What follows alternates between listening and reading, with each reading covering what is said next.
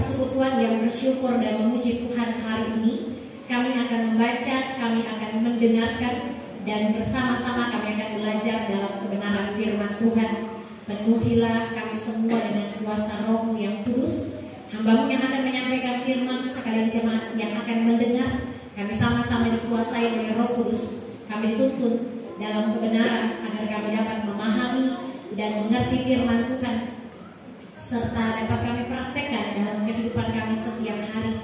Berikanlah kami hati yang baik, telinga yang baik, pikiran yang baik, bahkan seluruh kehidupan kami yang baik, sehingga kami dapat menerima firman Tuhan, menyimpan dalam hati kami, bahkan kami praktekkan dalam hidup kami, dan kami berbuah-buah lebat demi kemuliaan nama Tuhan. Ampunkan salah dan dosa kami Tuhan, kami penuh dengan kelemahan dan keterbatasan. Tolonglah kami sehingga sepanjang waktu pemberitaan firman Tuhan dalam kuasa Roh Kudus, sehingga semuanya berjalan dalam tuntunan dari kebenaran Tuhan. Dalam nama Tuhan Yesus Kristus yang adalah firman yang hidup itu, kami berdoa. Amin. Pembacaan firman Tuhan Yeremia pasalnya yang ke-17, ayatnya yang ke-5 sampai ayatnya yang ke-8. Demikianlah firman Allah di bawah judul perikop pergumulan nabi oleh karena bangsa yang berdosa. Ayat 5. Beginilah firman Tuhan, terkutuklah orang yang mengandalkan manusia, yang mengandalkan kekuatannya sendiri, dan yang hatinya menjauh daripada Tuhan. Ia akan seperti semang bulus di padang belantara. Ia tidak akan mengalami datangnya keadaan baik. Ia akan tinggal di tanah angus, di padang gurun, di negeri padang asin yang tidak berpenduduk. Diberkatilah orang yang mengandalkan Tuhan, yang menaruh harapannya pada Tuhan. Ia akan seperti pohon yang ditanam di tepi air, yang merambatkan akar-akarnya ke tepi batang air, dan yang tidak mengalami datangnya panas terik, yang daunnya tetap hijau, yang tidak khawatir dalam tahun kering, dan yang tidak berhenti menghasilkan buah. Yang dikatakan berbahagia adalah kita semua yang membaca firman Tuhan, kita semua yang merenungkan kebenaran firman Tuhan, dan yang pada akhirnya menjadi pelaku-pelaku firman Tuhan. Shalom. Shalom. Bapak dan Ibu jemaat yang terkasih dan diberkati Tuhan, kita bersyukur bersama. Dengan penuh sukacita kita boleh menginjakkan kaki di bulan yang ke-9 di tahun 2022. Sudah masuk September, Oktober, November, 3 bulan lagi tidak terasa kita akan memasuki sukacita perayaan Natal dan tahun yang baru 2023 jika Tuhan berkenan. Oleh karena itu, dalam seluruh perjalanan kehidupan kita betul-betul mempersiapkan diri untuk menyambut sukacita dalam perayaan Natal. Hari ini kita akan belajar bersama dari 2 tipe manusia berdasarkan pembacaan firman Tuhan menurut Yeremia pasalnya yang ke-17 ayat 5 sampai 8. Ayat 5 dan ayat 6 adalah kelompok manusia pertama, dan ayat 7 dan ayat 8 adalah kelompok manusia yang kedua. Nabi Yeremia hendak menggambarkan, membagi atau membuat sebuah pemisahan dan pembedaan dari kelompok manusia yang bukan hanya pada zaman modern sekarang ini, tetapi pada zaman perjanjian lama. Kelompok orang itu dalam pelayanan Nabi Yeremia menjadi sesuatu yang membuat Nabi Yeremia harus mengucapkan kalimat ini dalam tulisannya. Kelompok orang yang pertama ayat 5 dan 6 adalah kelompok orang yang mengandalkan manusia, dan kelompok orang yang kedua ayat 7 dan ayat 8 adalah kelompok orang yang mengandalkan Tuhan. Dalam Kamus Besar Bahasa Indonesia, kata mengandalkan adalah menaruh kepercayaan, menggantungkan hidup, dan berserah sepenuhnya kepada Tuhan, kepada sesuatu. Kata mengandalkan, misalnya, saya mengandalkan titik.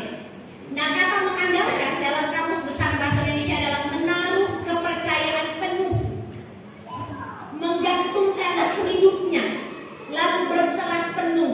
Nah, kata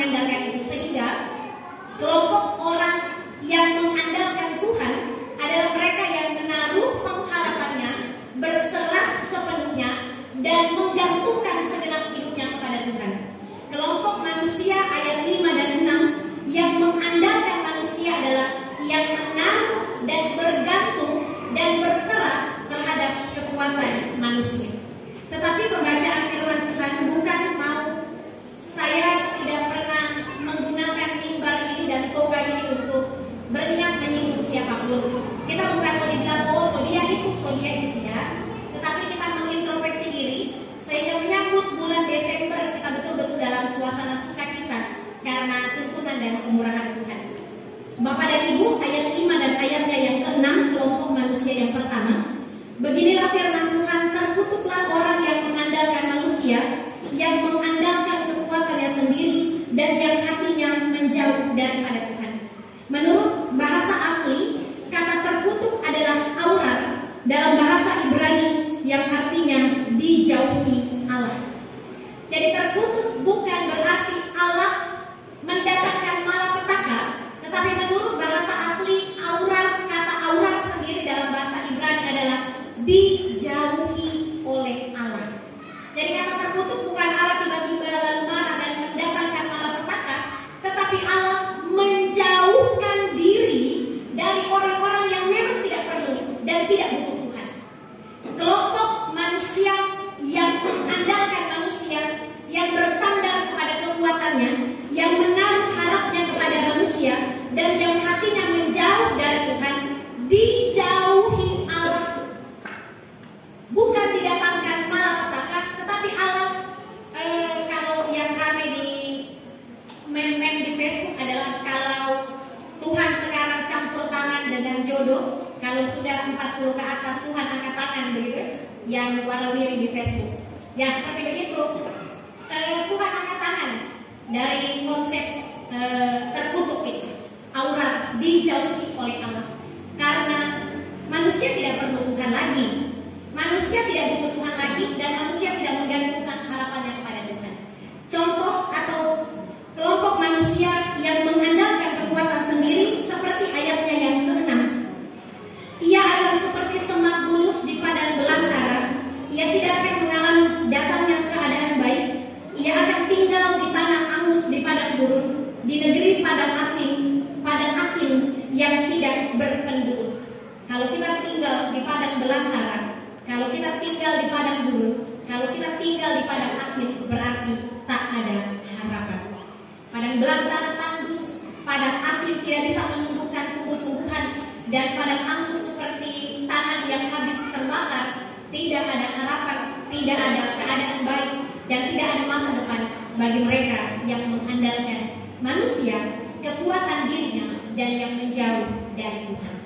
Kelompok manusia yang pertama, ayat 5 dan 6. Kelompok manusia yang kedua, ayat 7 dan 8. Diberkatilah orang yang mengandalkan Tuhan, yang menaruh harapnya kepada Tuhan. Dalam bahasa Ibrani, kata diberkati adalah barak, yang artinya Tuhan menjalin hubungan dengan manusia. Aurat, Tuhan menjauhkan diri, dan barak, diberkati, Tuhan menjalin hubungan dengan manusia. Seperti Abraham, kendati jatuh bangun Abraham dalam kehidupannya, tetapi Tuhan tetap menjalin hubungan yang manis dan akrab bersama dengan Abraham. Terkutuk dan diberkati, dijauhi Tuhan, dan dijalin hubungan intim dan akrab bersama dengan Tuhan. Hasil akhir dari orang-orang barat atau orang-orang yang diberkati, ayatnya yang ke-8, ia akan seperti pohon yang ditanam di tepi air, yang merambatkan akar-akarnya ke tepi batang air, dan yang tidak mengalami datangnya panas terik, yang daunnya tetap hijau, yang tidak khawatir dalam tahun kering, dan yang tidak berhenti menghasilkan buah. Karena apa? Orang-orang yang diberkati, barak, dia menaruh harapnya kepada Tuhan, menggantungkan sepenuhnya hidupnya kepada Tuhan, dan menggantungkan berserah penuh dirinya kepada Tuhan. Dia akan terus menghasilkan buah seperti pohon yang ada di tepi aliran sungai. Makanan tetap ada, akarnya tetap kuat, karena dia menggantungkan harapannya kepada Tuhan, pemilik hidupnya. Pesan firman Tuhan bagi kita pagi hari ini adalah kita ada di posisi yang mana. Sampai bulan ke-9 di tahun 2022, bahkan sampai kita akan menutup tahun 2022, kita ada di posisi yang mana. Kalau kita ada di posisi menggantungkan hidup bersama dengan manusia, kita menggantungkan hidup dalam kepercayaan terhadap apa yang kita miliki, maka kehidupan kita seperti tidak ada harapan dan masa depan. Tapi kalau kita menggantungkan hidup bersama dengan Tuhan,